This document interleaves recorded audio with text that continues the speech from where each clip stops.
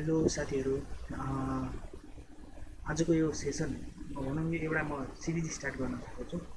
Monetary policy अन्तर्गत रहेर मैले यसमा मोनिटरी पोलिसीको बारेमा बताउँदै एउटा हाम्रो भिडियो सिरिज स्टार्ट गर्न लागेको छु होइन। अब त्यसमा हामीले के बुझ्छौँ भन्दाखेरि जस्तो मोनिटरी पोलिसी हरेक वर्ष आउँछ सुनिरहेको छ होइन, आउँछ तर सर्वसाधारणले बुझ्दैन। तर म यो भिडियो मार्फत चाहिँ सबै सर्वसाधारणलाई मोनिटरी पोलिसी आउन किन जरुरी छ र मोनिटरी पोलिसी ल्याउँछन् होइन, यो पोलिसी बनाउनुको कारण के हो होइन। अब यसमा जस्तै वर्डहरू आउँछ इन्फ्लेसन, इकोनोमी ब्यालेन्स होइन, यस्तो यस्तो कुराहरू कसरी एउटा नर्मल भाषामा तपाईँहरूले बुझ्न सक्नुहुन्छ है त। अब त्यो नर्मल भाषामा कसरी हामी जान सक्छौँ भन्ने कुरामा म चाहिँ फोकस गर्न गइरहेको छु। अब यो सँगसँगै सरल भाषामा एउटा मोनिटरी पोलिसी भनेको के हो, म्याक्सिमम सर्वसाधारणले नबुझ्ने कुरा हो यो। तर म सकेसम्म सिम्प्लिफाइड तरिकामा सकेसम्म सिम्पल इक्जाम्पल दिएर अनि इकोनोमी बुझाउने प्रयास एउटा गर्न गइरहेको छु। त्यसले हामी सक्सेस हुन्छ। अब हामी यो स्लाइडतिर जाउँ होइन। यसमा अब जस्तो हामीले नर्मल सिम्पली भाषामा बुझ्दाखेरि हामी एउटा इन्भाइरोमेन्ट, यो हामी बस्ने इन्भाइरोमेन्ट सम्झिनु अथवा इकोनोमी, त्यसलाई हामी हाम्रो इन्भाइरोमेन्ट हो। अब हामी जहाँ बस्छौँ हामी त्यसलाई हाम्रो त्यो इकोनोमी बन्न जान्छ होइन, इकोनोमी बन्न जान्छ। अब यो इन्भाइरोमेन्टमा यो इकोनोमीमा पैसा कति चाहिन्छ, पैसाको फ्लो, मनी सप्लाई र क्रेडिट, यहाँ क्रेडिट कति हुनुपर्छ यो इन्भाइरोमेन्टमा इकोनोमीमा र मनीको सप्लाई कति हुनुपर्छ भन्ने कुरा चाहिँ निर्धारण गर्न एकदम आवश्यक छ। यो किन आवश्यक छ भन्दाखेरि यसमा मेन कुरा के छ, इन्फ्लेसन कन्ट्रोल गर्न। इन्फ्लेसन महँगी हुन्छ नि, महँगी बढ्ने एउटा हुन्छ नि प्याटर्न, कतिले बढ्नुपर्छ, सहीले बढाउनुपर्छ एउटा इकोनोमीमा, त्यो चाहिँ कसले डिटरमाइन गर्ने हो त, एउटा मनीको सप्लाईले डिटरमाइन गर्छ त्यो इन्फ्लेसनको रेट होइन। भनेपछि एउटा इन्भाइरोमेन्ट इकोनोमीमा इन्फ्लेसन कति हुनुपर्छ, कति राख्नुपर्छ भन्ने केले डिटरमाइन गर्दो रहेछ त, मनी सप्लाईको क्वान्टिटी, कति मनी सप्लाई इन्भाइरोमेन्टमा खसालेपछि अब यो इन्भाइरोमेन्टमा कति खसाल्नुपर्छ त पैसा, प्रभाव भन्छ नि, यो फ्लो भन्छ नि, कसरी फ्लो हुनुपर्छ यो इकोनोमी, यो इन्भाइरोमेन्टमा पैसा कसरी फ्लो गर्नुपर्छ भन्ने कुरा चाहिँ असर्टेन गर्न अति आवश्यक छ। किनकि यो राम्रोसँग प्लानिङले असर्टेन गर्न सक्यो भने हामी इन्फ्लेसनलाई हामी आफ्नो कन्ट्रोलमा राख्न सक्छौँ र हाम्रो सबै कुरा ठिक हुन्छ। भनेपछि अब यो गर्छ त कसले, यो circulation of money supply and credit हुन्छ नि, यसलाई कन्ट्रोल गर्छ कसले र यसको बारेमा सोध्छ कसले, रेस्पोन्सिबिलिटी कसको हो त भनेको चाहिँ अब हामी नेपालको कन्टेक्समा कुरा गर्दाखेरि नेपालको कन्टेक्समा अब यो सर्कुलेसन अफ मनी सप्लाई, यो मनी सप्लाईको प्रभाव, यो फ्लो कसले डिटरमाइन गर्छ, कति फ्लो झार्नुपर्छ पैसा यो इन्भाइरोमेन्टमा इकोनोमीमा, अनि मात्र हामी एउटा सही इन्फ्लेसन रेट, सही इन्फ्लेसन हुन्छ नि, 6% 7% कति टार्गेट गरेछौँ हामीले होइन, त्यो सही हुन्छ भन्ने कुरा चाहिँ कसले डिटरमाइन गर्छ चाहिँ नेपालको केसमा चाहिँ एउटा सेन्ट्रल ब्याङ्कले, जुनै पनि देशको सेन्ट्रल ब्याङ्कले गर्छ होइन, जुनै पनि देशको सेन्ट्रल ब्याङ्कले गर्छ। तर नेपालको केसमा नेपाल राष्ट्र ब्याङ्क चाहिँ सेन्ट्रल ब्याङ्क होइन। अब यो उसले त कन्ट्रोल गर्ने हो, तर यो हामी सर्कुलेसन अफ मनी र इन्फ्लेसन सही होस् भनेर इन्भाइरोमेन्टमा इकोनोमीमा इन्फ्लेसन सही हो, सबै कुरा ठिक हो। इकोनोमी ब्यालेन्स भन्ने यो वर्ड सुन्नु भएको छ नि, इकोनोमी ब्यालेन्स हुनुपर्छ होइन। कसैलाई के अरे जागिरै नहुने जस्तो हुन्छ नि, अनइम्प्लोइमेन्ट यस्तो केसेसहरू नहोस्, अनइम्प्लोइमेन्ट केसहरू नहोस् होइन। अब इन्भेस्टमेन्ट धेरै कन्ट्रोलमा होस् इन्भेस्टमेन्ट होइन। त्यसले गर्दाखेरि यो कसको थ्रुबाट गर्छ त, अब सेन्ट्रल ब्याङ्कले कसको थ्रुबाट यो इन्भाइरोमेन्टलाई कन्ट्रोल गर्छ त भन्दाखेरि हाम्रो ब्याङ्क एन्ड फाइनेन्सियल इन्स्टिट्युसन, जस्तो नेपालको केसमा कमर्सियल ब्याङ्कहरू छ, जस्तै ठुलो ब्याङ्क, हिमालयन ब्याङ्कहरू, यस्तै कमर्सियल ए क्लासको कमर्सियल ब्याङ्कहरू अथवा डेभलपमेन्ट ब्याङ्क र फाइनेन्स कम्पनी र माइक्रो फाइनेन्स युज गरेर यसको थ्रु चाहिँ यिनीहरूले मोबिलाइज गर्छ कि एउटा सर्कुलेसन अफ मनीलाई कसरी हामी जानुपर्छ, कुन कुन सेक्टरमा पैसा हालेपछि चाहिँ हाम्रो इकोनोमी चाहिँ ब्यालेन्स हुन्छ र इन्फ्लेसन हाम्रो कन्ट्रोलमा हुन्छ। इन्फ्लेसन कन्ट्रोलमा राख्ने के होइन। अब यो ब्याङ्क कमर्सियल ब्याङ्कले पैसा अब यसले पनि कसलाई दिन्छ त लास्टमा पैसा त हामी कस्टमरलाई, सर्वसाधारण कम्पनीहरूलाई, जस्तो कम्पनी जो म्यानुफ्याक्चरिङ कम्पनी, ट्रेडिङ कम्पनीहरू जति पनि यो हाम्रो बिजनेस गरिरहेको छन् उनीहरूलाई पैसा चाहिन्छ र कस्टमर नर्मल पर्सनहरूलाई पैसा चाहिन्छ नि त। यो चाहिँ यो फ्लोबाट जान्छ कि। तर यहाँ मेन कुरा बुझ्नु पर्ने यो circulation of money supply control कसरी जानुपर्छ भन्ने कुरा चाहिँ कसले गर्छ त सेन्ट्रल ब्याङ्कले गर्छ हो। अब यो circulation of money and credit हुन्छ नि जे मेन अब्जेक्टिभ चाहिँ अरू पनि हो, तर यो main circulation of money supply र क्रेडिट सेन्ट्रल ब्याङ्कले गर्छ र त्यसलाई नै कन्ट्रोल गर्नलाई चाहिँ एउटा सिम्पल भाषामा बुझ्नु पऱ्यो। त्यसलाई नै कन्ट्रोल गर्नलाई चाहिँ हामी के गर्छौँ त पोलिसी बनाउँछौँ, जसलाई चाहिँ हामी मोनिटरी पोलिसी भन्छौँ है त।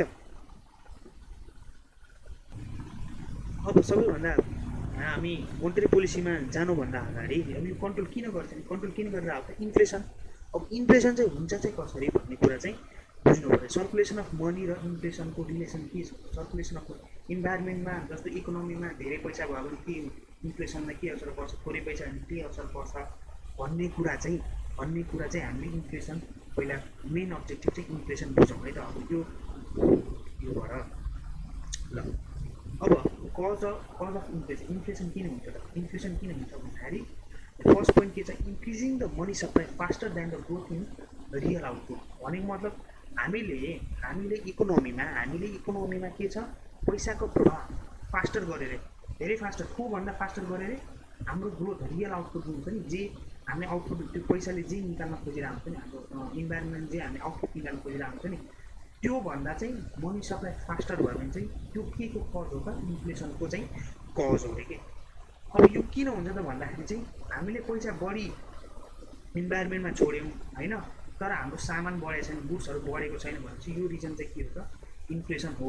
अब पैसा बढी भयो भने के हुन्छ त? डिमान्ड बढ्छ र डिमान्ड बढ्ने बित्तिकै प्राइस बढ्यो। यो एकदम रिलेसनसिप बुझ्नुहोस् है।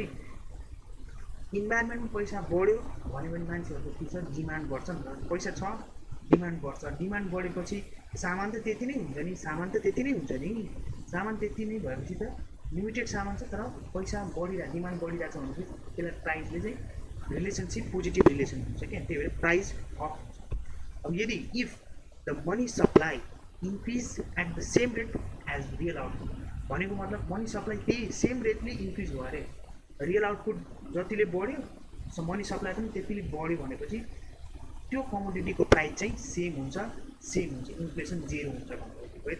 अब हामीले एउटा इक्जाम्पल चाहिँ बुझौँ है त। यो इयर 2015, 16, 17, 18, 19मा यस्तो छ। 2015मा के छ अरे भन्दाखेरि नम्बर अफ प्रोडक्ट 20,000 छ अरे, आउटपुट निकाल्यो अरे, तर इन्भाइरोमेन्टमा कति पैसा छ अरे 10,000। अब एभरेज प्राइस कति भयो त गुड्सको म भन्दैन, 20,000 प्रोडक्ट। जस्तै एउटा इन्भाइरोमेन्टमा मैले 10,000 मनी सप्लाई गरेँ, 10,000 क्वान्टिटी, पैसाको क्वान्टिटी 10,000 सप्लाई गरेँ। अब नम्बर अफ प्रोडक्ट कति छ त हाम्रो, त्योले 20,000 बढ्यो भनेपछि एभरेज प्राइस कति भयो भने 0.5 भयो। एभरेज प्राइस हरेक के हो त एभरेज प्राइस यहाँ 0.05 भनेपछि यहाँ 20,000 10,000 मैले सप्लाई गरेँ, मनी सप्लाई 10,000 गरेँ, प्रोडक्ट बन्यो 20, र हरेक प्रोडक्टको कति पऱ्यो त 0.05। अब हामीले क्यालकुलेसनमा हेर्न सक्छौँ, कसरी हेर्न सक्छौँ भन्दाखेरि चाहिँ अब यसलाई हामीले हरेक 10,000 चाहिँ मैले मार्केटमा सप्लाई गरेँ हो नि त 10,000, र मैले कति गरेँ त 20,000 प्रोडक्ट अपना हरेक प्रोडक्टको कति पऱ्यो त मेरो इन्भाइरोमेन्टमा मैले पैसा छोड्दाखेरि भन्दाखेरि कति पऱ्यो त 0.5 है त। अब अर्को वर्षमा जाउँ है हामी। अर्को वर्षमा गयो भने अर्को वर्षमा के छ, मैले कति थपेँ पैसा कति थपेँ 2,000 होइन। अब म तपाईँलाई यहाँ देखाउँछु यो होइन। In 2016 the output of product increase 20% output product increase भएपछि 24,000 भयो। And the money supply increase by 20%, money supply पनि 20% इन्क्रिज भयो र प्रोडक्ट पनि 20% इन्क्रिज भयो भने के हुन्छ त therefore the average price of product way के ग्याजेट हो कि यो ग्याजेट हो अनि वेगेज भनेको प्रोडक्ट एउटा प्रोडक्टको नाम स्टे एट 0.5 पऱ्यो जेरो इन्फ्लेसन भनेपछि हामीले जति पर्सेन्टले प्रोडक्ट इन्क्रिज गर्यो त्यति पर्सेन्टले नै मनी सप्लाई गर्यो भने चाहिँ इन्फ्लेसन जेरो हुँदो रहेछ भन्ने कुरा चाहिँ थाहा भयो होइन। अब हामी 2017मा जाउँ। 2017 के भयो त the output of the product increase by 16.6%। 16.6%ले चाहिँ इन्क्रिज गर्यो भने 24,000बाट 28,000 हुँदो रहेछ र तर मनी सप्लाई पनि 16.6%ले नै इन्क्रिज गरेको 12,000बाट 14,000 पुऱ्याउनु पऱ्यो। Price stay the same and the inflation is zero भन्ने कुरा बुझ्नु भएन। जति आउटपुट जति पर्सेन्टले आउटपुटबाट त्यही पर्सेन्टले मनी सप्लाई भयो भने चाहिँ त्यो प्राइसमा चाहिँ केही इफेक्ट पर्दैन भन्न खोजेको हो। अब हामी जाउँ इन 2018मा के भयो the output of product increases product कतिले इन्क्रिज भयो 14%ले इन्क्रिज गर्यो। अब प्रोडक्ट तर मनी सप्लाई इन्भाइरोमेन्टमा मनी सप्लाई कतिले बढ्यो 42%ले चाहिँ पैसाको प्रभाव मैले पहिला भन्दा बढी गराएँ तर मेरो प्रोडक्ट कतिले इन्क्रिज भयो त 14% हो। अब with the money supply increasing faster than the output यहाँ के भयो त मनी सप्लाई चाहिँ फास्टर इन्क्रिज भयो के भन्दा त आउटपुट भन्दा हाम्रो प्रोडक्ट भन्दा चाहिँ मनी सप्लाई हाम्रो इन्भाइरोमेन्टमा बढी फालिदिनु भयो। There is a rise in nominal demand. अब डिमान्ड इन्क्रिज हुन्छ in response to this rise in demand. अब यो डिमान्डमा त रेस्पोन्स लिनु पऱ्यो नि त मार्केटले। अब मार्केटले के गर्छ त प्राइस माथि गराइदिन्छ र इन्फ्लेसन अकर हुन्छ र अब यति चाहिँ यो चाहिँ कज अफ सिम्पली इन्फ्लेसन हो। तर अब यस्तो पनि सुन्नुभयो होला तपाईँले अब इन्क्रिज इन मनी सप्लाई। अब मनी सप्लाई इन्क्रिज भयो इन्क्रिज कसरी भयो अरे आउटपुट बराबर भयो आउटपुट तल भयो र आउटपुटभन्दा माथि भयो भन्ने कुरा।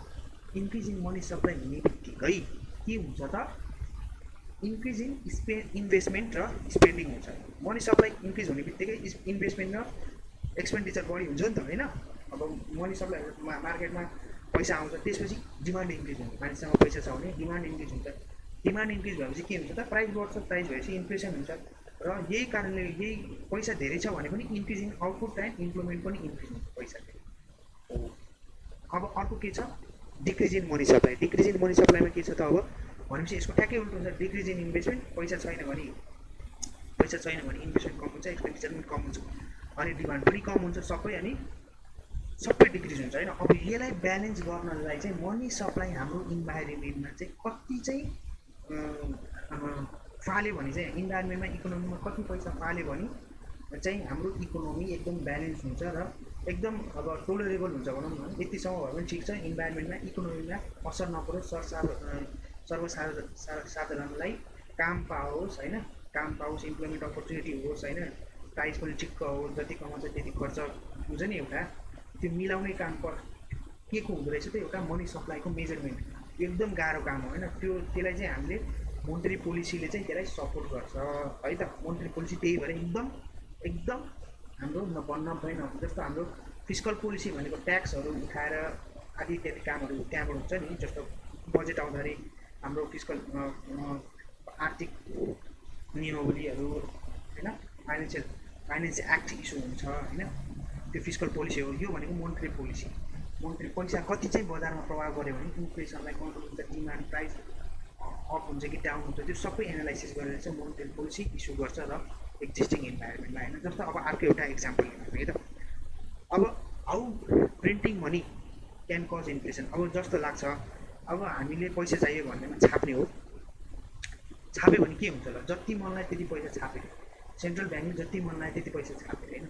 अब त्यही हो निकै example number of food card छ 1 मिलियन मनी सप्लाई कति गर्यो 10 मिलियन। अब एभरेज प्राइस अफ गुड कति भयो त 10 भयो नि त एभरेज प्राइस अफ गुड हरेक प्राइस गुड्सको प्राइस कति भयो त 10 भएन। अब गभर्मेन्ट प्रिन्ट अब गभर्मेन्टले प्रिन्ट गरे कति 10 मिलियन प्रिन्ट गरिदियो the money supply double money supply double गरिदियो कि पहिला 10 मिलियन थियो अझै प्रिन्ट गरिदियो 10 लाख तर हाम्रो त नम्बर अफ गुड्स 1 मिलियनै छ नि होइन त। अब हेर्नु त्यही भएर अब प्राइस के हो त 20% हो। अब यो भनेको now there is a more money but the same number of good भनेपछि धेरै इन्भाइरोमेन्टमा हाम्रो इकोनोमीमा के भयो धेरै पैसा छ धेरै पैसा छ तर गुड्स सेमै छ भनेपछि अब त्यो गुडको प्राइस के भयो त 100% भयो है त। यो एकदम इम्पोर्टेन्ट हो, यो बुझ्नुहोस् है त। ल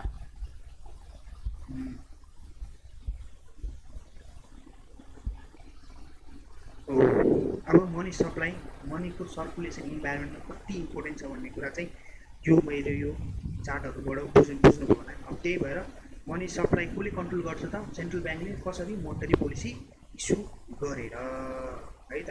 ल अब हामी फर्दर जाउँ। अब कसरी गर्छ त भन्दाखेरि यसरी नेपाल राष्ट्र ब्याङ्क हाम्रो के हो, सेन्ट्रल ब्याङ्कले कन्ट्रोल गर्छ नि त मनी सप्लाई इन्भाइरोमेन्ट कति हुनुपर्छ भन्दाखेरि। अब कसरी कमर्सियल ब्याङ्क, कमर्सियल ब्याङ्क अहिलेसम्म मैले पाएको डाटाको अनुसार चाहिँ 27वटा कमर्सियल ब्याङ्क रहेछ होइन। नेपाल राष्ट्र ब्याङ्कले कमर्सियल ब्याङ्कको थ्रु मनी सर्कुलेसन कति डिसिजन कसले लिन्छ, गाइडलाइन कसले प्रोभाइड गर्छ, नेपाल राष्ट्र ब्याङ्कले होइन। अब तर कमर्सियल ब्याङ्कहरू 27वटा कमर्सियल ब्याङ्क, अनि डेभलपमेन्ट ब्याङ्क 23वटा रहेछ, अनि हाम्रो फाइनेन्स कम्पनी 22वटा रहेछ र माइक्रो फाइनेन्स चाहिँ 90वटा रहेछ। भनेपछि यो चाहिँ नम्बर अफ इन्स्टिट्युसन। अब यिनीहरूको ब्रान्च कति छ त? कमर्सियल ब्याङ्क कतिवटा छ? 4229वटा ब्रान्च छ। यसको ब्रान्च 1216, 229 र 4022 भनेर यिनीहरूले चाहिँ कसरी मनी प्रवाह गर्छ। पहिला यति छोड्ने पैसा बजारमा, यसरी छोड्ने पैसा बजारमा भनेर नेपाल राष्ट्र ब्याङ्कले तय गर्छ र कसको थ्रु? यिनीहरूको थ्रु। अब कहाँ पुग्छ त? पिपल र अर्गनाइजेसनको हातमा पैसा पुग्छ र अब डिमान्ड र त्यो सबै एनालाइसिस गरेर हामी इन्फ्लेसनलाई कन्ट्रोल गर्छौँ है त। यो एउटा बेसिक हो। अब यो बुझ्यौँ मोनेटरी पोलिसी। अब यो कसरी गर्छ त? मोनेटरी पोलिसी इस्यु गरेर। मोनेटरी पोलिसी भने चाहिँ अब एक्चुअल डिफिनेसन हामी चाहन्छौँ। यो सबै गरेर तपाईँले हामीले के बुझ्नुपर्छ त मोनेटरी पोलिसीको बारेमा भन्दाखेरि मोनेटरी पोलिसीले के रेफर गर्छ त? Refer to the use of के हो? मोनेटरी पोलिसी के रेफर गर्छ? युज अफ के हो? Monetary policy instrument. Monetary policy भनेको केलाई इम्पोर्टेन्स दिन्छ त? Monetary policy इन्स्ट्रुमेन्टलाई।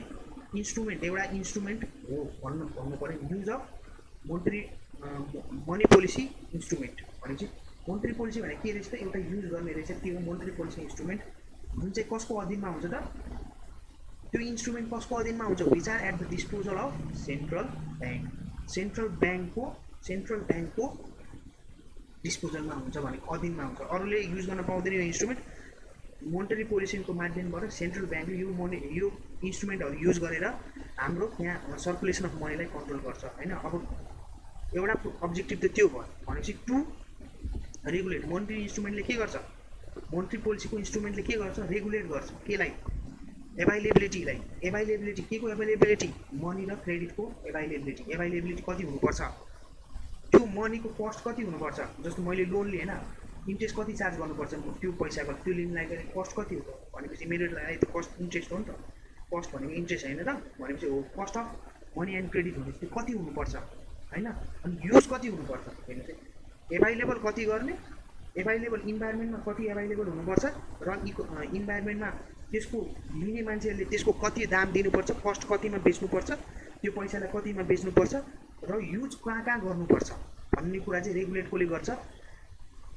मोनेटरी पोलिसीको माध्यमबाट इन्स्ट्रुमेन्ट, मोनेटरी पोलिसी इन्स्ट्रुमेन्ट लगाएर सेन्ट्रल ब्याङ्कले चाहिँ गर्दो रहेछ है त।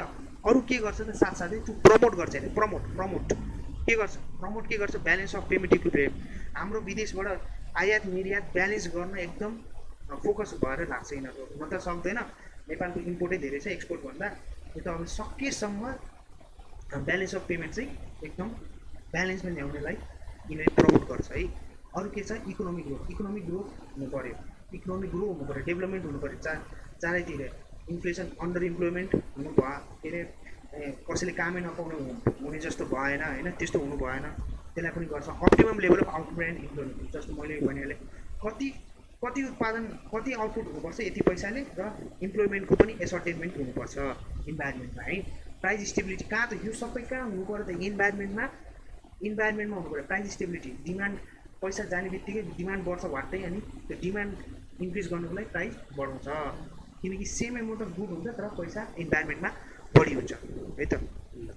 स्टेबल करेन्सी फरेन एक्सचेन्ज हो, त्यो पनि फ्लक्चुएट भइरह्यो भने चाहिँ गाह्रो हुँदो रहेछ भनेर यसलाई पनि स्टेबल राख्न कोसिस गर्दो रहेछ। र अदर गभर्मेन्ट इकोनोमिक पोलिसी, इकोनोमीलाई बढाउनलाई इकोनोमिक पोलिसी हुन्छ नि, जुन गभर्मेन्टले जुन इकोनोमीलाई माथि जाने अरू केही कुरा गरे भने चाहिँ त्यसलाई पनि यसले मोनेटरी पोलिसीले प्रमोट गर्छ है त। अब हामी हेरौँ इन्स्ट्रुमेन्टमा चाहिँ के पर्छ। मोनेटरी पोलिसी इन्स्ट्रुमेन्ट भने चाहिँ मनी पोलिसी इन्स्ट्रुमेन्ट भने चाहिँ के रहेछ त भने cash reserve ratio, statutory liquidity ratio, repo rate, reverse repo rate, marginal standing facility. यसलाई अब इन्डियामा चाहिँ यसलाई मार्जिनल स्ट्यान्डिङ फेसिलिटी, अब नेपालमा चाहिँ इन्ट्रेस्ट रेट कोरिडोर आइआरसी भन्ने जस्तो स्ट्यान्डिङ वर्ड छ।